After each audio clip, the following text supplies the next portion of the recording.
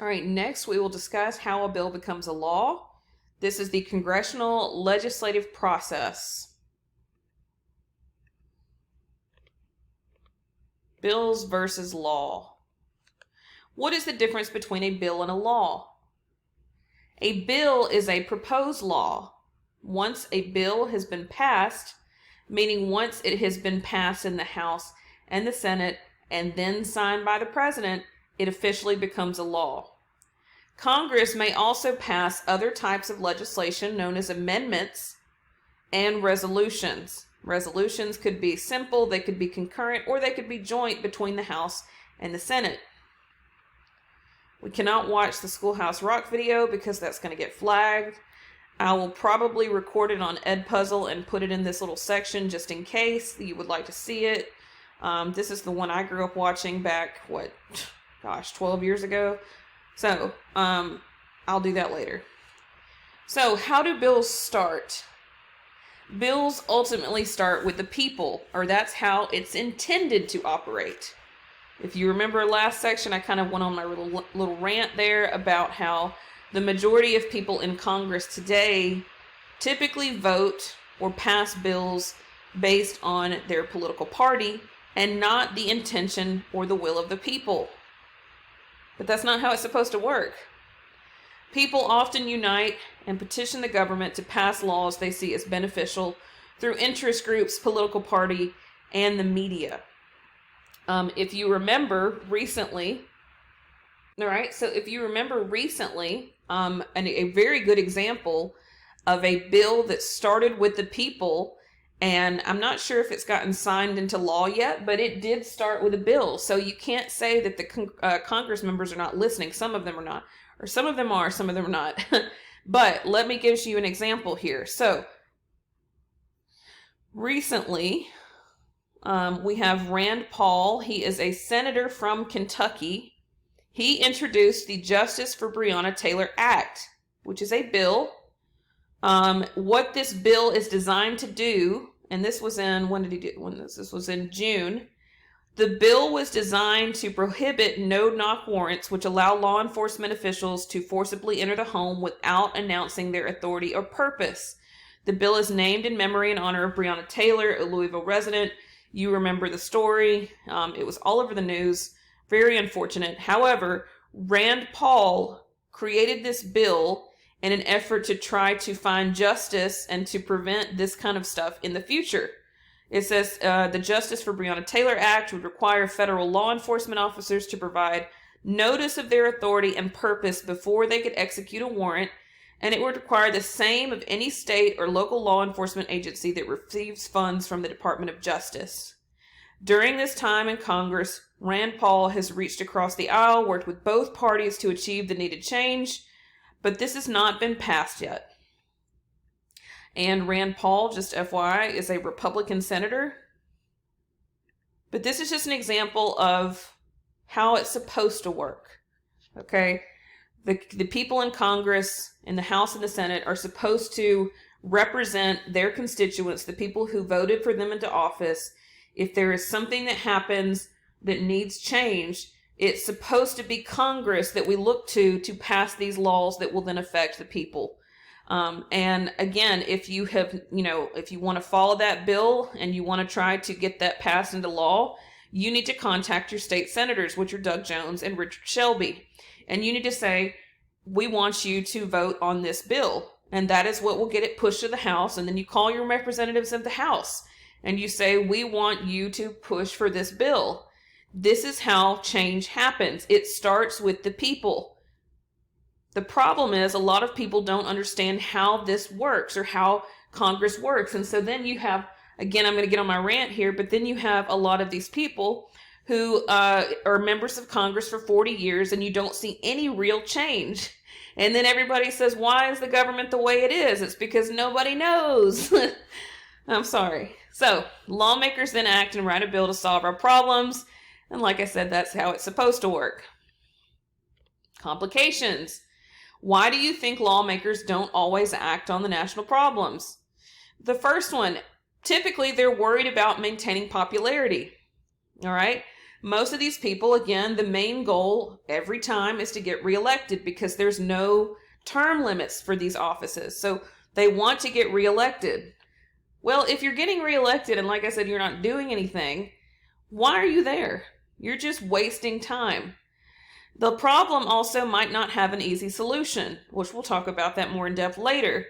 Also, Congress or lawmakers are very divided and they might not agree on a bill. Unfortunately, in 2020 and in the past 10 years, for example, when we say divided, it's typically divided on party lines. So again, the Republicans might be facing off against the Democrats or vice versa. If you remember, there was a proposed second stimulus bill that was supposed to come out, but the Democrats decided, no, we did not want to do that. Even Trump and the Republicans were for this second stimulus bill. Well, some Republicans were not. They thought that it was too much money that was going to add to the debt. However, the Democrats said, no, we don't want it. How a bill becomes a law, the big picture. First, the bill is introduced in the House, or it could be introduced in the Senate. In the House, it then goes to a standing committee/subcommittee. Then it goes to the Rules Committee, then a floor debate, and then they take a vote. In the Senate, again, the bill could be introduced. It is referred to a standing/then subcommittee. It goes to the floor for a floor debate, and then they take a vote. Bills may start in either house, but they must pass in both. When they have passed in both houses, the final step is it's the president's desk. The president must sign off on the bill for it to officially become a law. So we go into step 1, introduction. Since the House has an extra step, we're going to use this as the example. So in the House of Representatives, a lawmaker writes a bill and introduces it to the House. The bill is given a name and a number and assigned to a standing committee. So let's pause. All right, so I paused there because I want you to see this. This is the official website for the United States House of Representatives. A lot of people, if you've ever seen it too, you can watch on C-SPAN, which is a channel that's, I think it's available to the public without a cable subscription, I think. But House.gov, you can look at bills and reports, and you have bills this week, bills presented to the president. Okay, you've got quick search, recent actions, but we'll go to bills this week and see what they're talking about. Items that may be considered pursuant to a ruling, Delivering for America Act. Okay. I wonder if they're going to let me click on that. Yes. All right, so this is the one that's the big deal as of right now. They're trying to claim that this bill is related to the Postal Service for emergency actions during COVID. They're trying to give money to the U.S. Postal Service because the House of Representatives, mainly the Democrats, want mail-in voting for the upcoming election. However, I would argue that if people are able to get out and protest, if they are able to get out and really just do anything in the public, go to Walmart, go to the store, which, I mean, I'm pregnant and I've been doing as long as I'm masked up, I will still be voting in person in November. So, this is to maintain prompt and reliable postal services during the COVID health emergency and for other purposes. They also try to maintain that the Postal Service is at risk of losing money and shutting down. That's not true. The Postal Service is paid for through taxpayer dollars, so they're not going to run out of money. Okay? But if you want to go and access this yourself, you're more than welcome. This is, again, text of bills for the week of August 17th, 2020. Bills presented to the president. Probably the same one. No, we have here the Hong Kong Autonomy Act. We also have Paycheck Protection Program, Student Veteran, Coronavirus Response, more coronavirus. All right, so you can read any of these if you want. But again, if you look at these bills and you're like, wow, this really doesn't have anything to do with me, again, that's because these people are voting or are writing these bills based on what they want, not what the people want.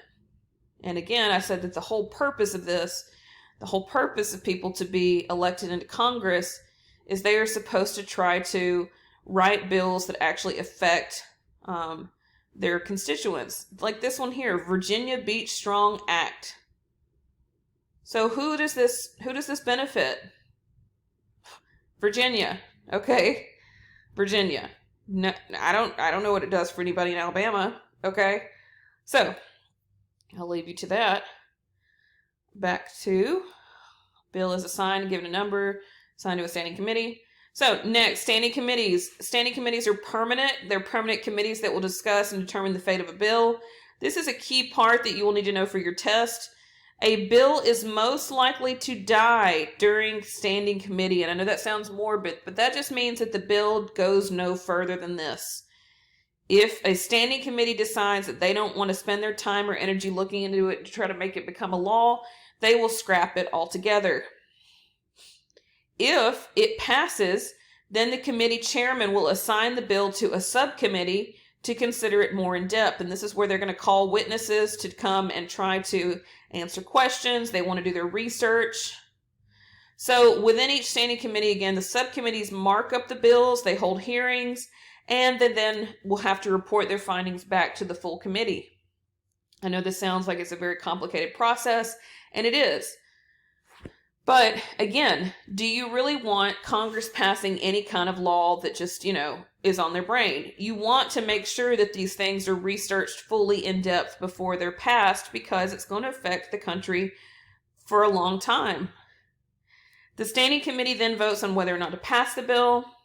If a bill is being stalled in a committee, a majority of the House may pass a discharge petition, which will then force the bill straight from the committee to the House floor, where they will take an immediate vote. That doesn't happen very often, but it does happen. Standing committee options. The standing committee can vote to either pass the bill favorably, kill the bill, which we said is the most common.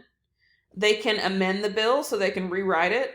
They can pass it with an unfavorable recommendation, which is very rare.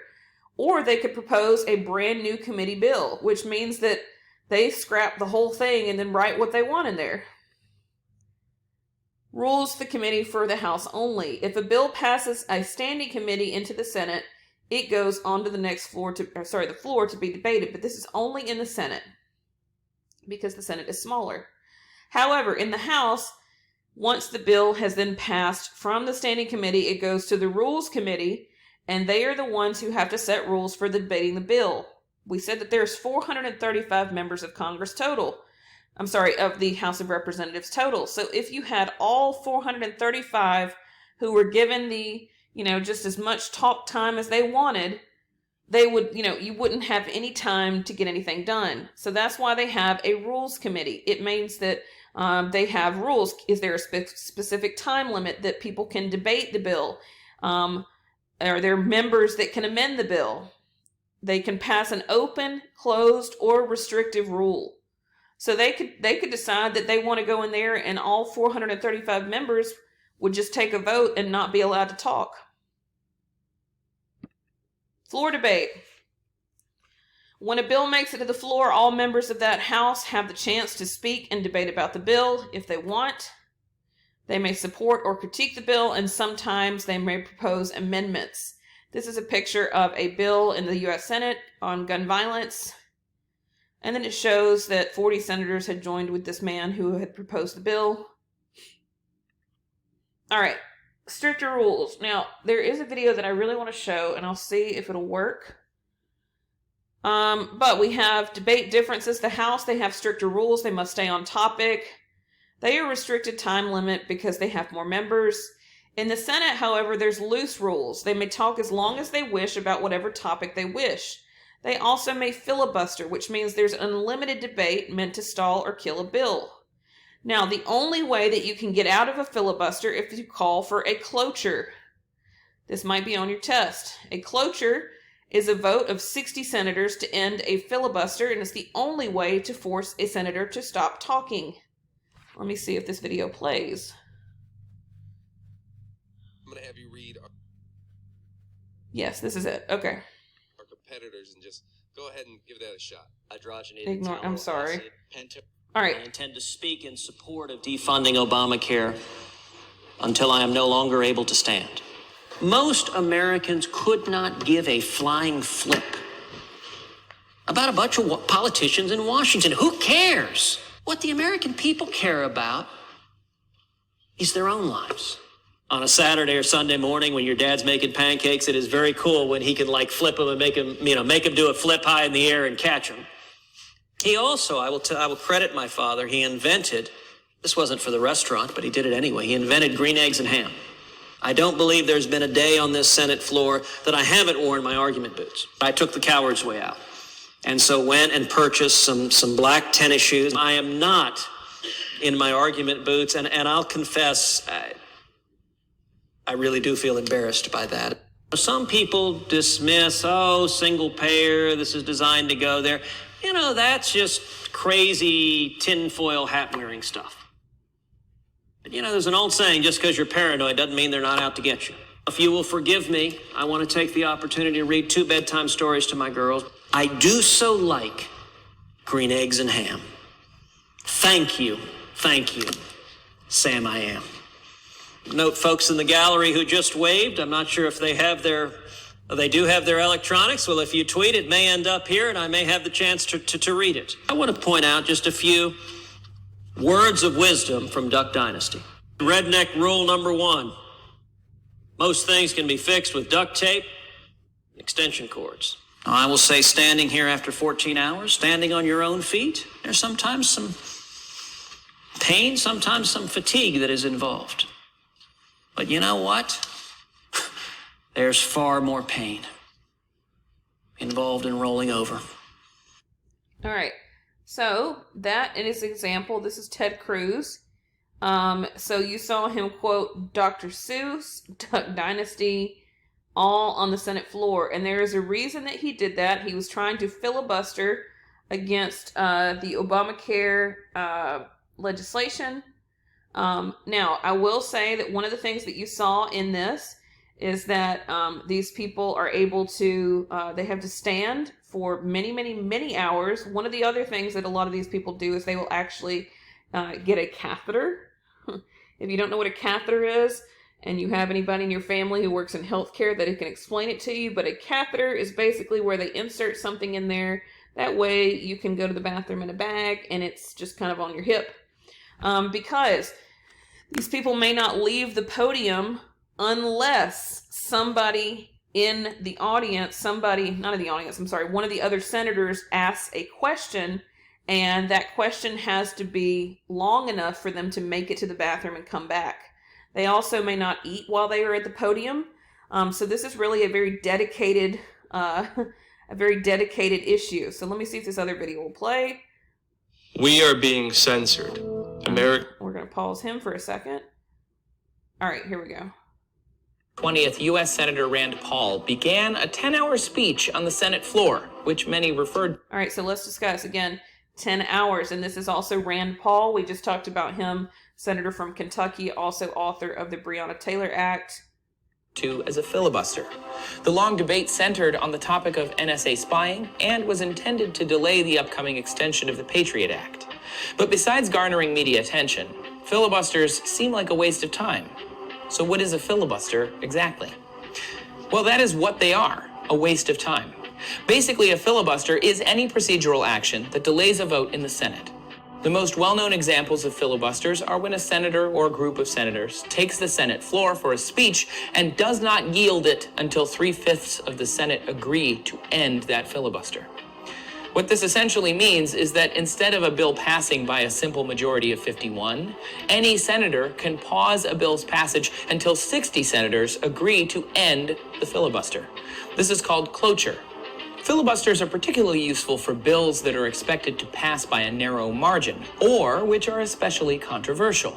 However, a senator does not actually have to take the floor, or even make themselves known in order to start a filibuster.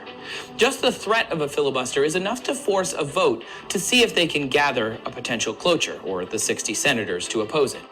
If a senator does decide to take the floor, there are rules they must follow for the filibuster to be considered active. They have to stay standing the whole time, and they cannot leave the Senate floor. They cannot consume anything except for water or milk, and they can't leave to go to the bathroom. The only way to catch a break is to yield time to a supporting senator, who will in turn ask a long question, while the original senator then takes care of personal business. One example of a successful filibuster was in 1946, when a number of senators delayed the passage of an anti-discrimination bill, and the bill's supporters were unable to gather enough senators to call for a cloture. This meant that the only way to end the filibuster and get back to work was to drop the bill from consideration, so the bill was abandoned. Another example, and perhaps the most famous one, was when South Carolina's Strom Thurmond took the floor for more than 24 hours against the 1957 Civil Rights Act. Despite being the longest individual filibuster ever, the bill still ended up passing after he was done. Now, technically, since Senator Paul ended his speech before midnight, it wasn't actually a filibuster, because it didn't delay any Senate business and wasn't during a debate about the Patriot Act itself. May 20th was a waiting period for a trade agreement, so no actual business was disrupted. However, in terms of garnering media attention and cementing a talking point for the 2016 elections, this filibuster certainly served its purpose. Filibustering is an important, if controversial, part of our political process. To find out about another controversial process known as lobbying, check out our video here. All right, so we will talk about lobbying later, but back to this. All right, so after the debating period is over, the bill is called to a vote, and this is at the House or the Senate. The bill must pass by a simple majority. The Speaker of the House presides in the House, and the President pro tempore / presiding officer typically presides in the Senate. Once the bill is passed in one house, it goes over to the second house, and the process repeats itself again. Now, the second house / conference committees. A bill must pass both houses. If a bill is rejected at any point or any step in the second house, it dies. The second house can also make changes or amendments to the bill. However, if they amend anything, they must hold a conference committee to iron out any differences, because the bill has to be exactly the same before it reaches the president's desk. The compromise bill must be passed by both houses. The final step is the president. The president must sign off in the bill or on the bill in order for a bill to become law. This is important. You need to know this part for your test. The president has 10 days, excluding Sundays, to sign off on the bill. The president may veto or reject the bill. If this happens, it is sent back to Congress. Congress is able to get past this if they would like. If they want to override or overrule the president's veto, they must have 2/3 of a vote in the House and the Senate, which is very hard to do. It does happen. But another thing you need to know, if the president does nothing in 10 days and lets the bill sit on the desk, or, just sit and not make any kind of ruling, the bill automatically becomes a law. So we're not going to discuss. And just make sure you remember these for the test. And that is the end.